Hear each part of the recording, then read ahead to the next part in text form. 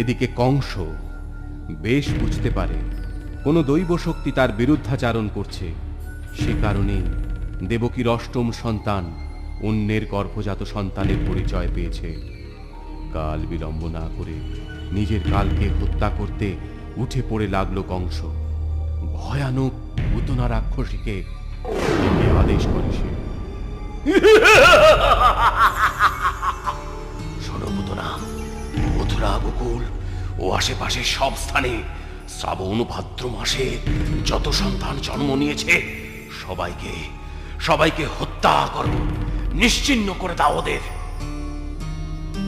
পুতনা নিজের স্তনে বিষের প্রলেপ লাগিয়ে অবশেষে গোকুলে এসে পৌঁছয়। সে এক সুন্দরী মহিলার রূপ ধারণ করে।